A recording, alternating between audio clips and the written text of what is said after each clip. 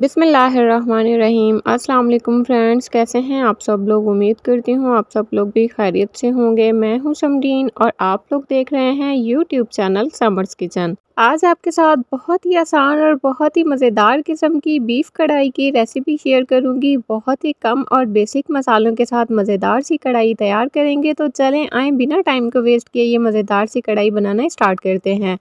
सबसे पहले 8 से 9 लहसुन के जवे लेंगे और 2 इंच का अदरक का टुकड़ा लेंगे और इसे अच्छी तरह से पीस के इसका एक पेस्ट तैयार कर लेंगे।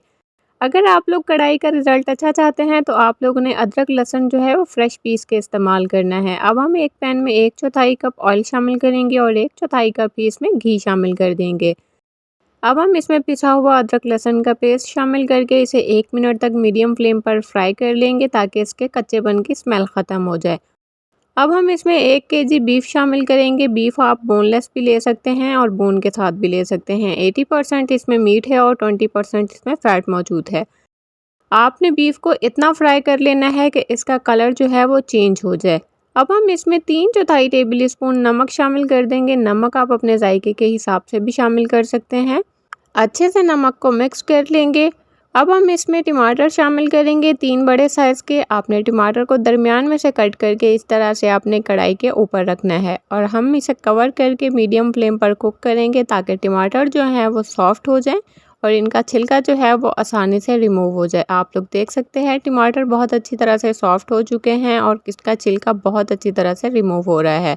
कढ़ाई बनाने के लिए टमाटर आपने लाल लाल वाले इस्तेमाल करने हैं जो कि लाल होते हैं और सॉफ्ट होते हैं। उनसे कढ़ाई का टेस्ट जो है वो बहुत ही ज़बरदस्त होता है।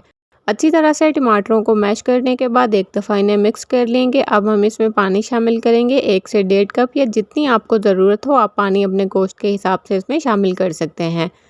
अच्छे से इसको मिक्स कर लेंगे एक दफ़ा और कवर करके इसे मीडियम टू लो फ्लेम पर उतना कुक करेंगे जब तक हमारा मीट जो है वो अच्छे से टेंडर हो जाए और ऑयल सेपरेट हो जाए।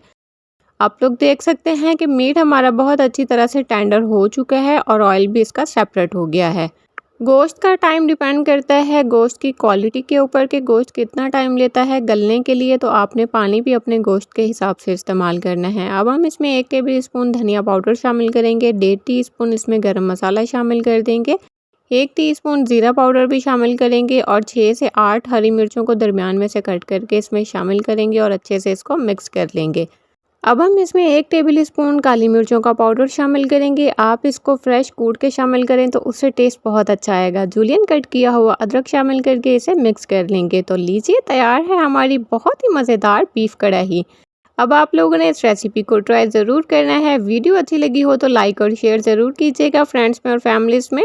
सो फ्रेंड्स मिलते हैं एक न्यू वीडियो के साथ। तब तक के लिए अपना बहुत सारा ख्याल रखिएगा। दुआओं में मुझे याद रखिएगा। अल्लाह हाफिज़।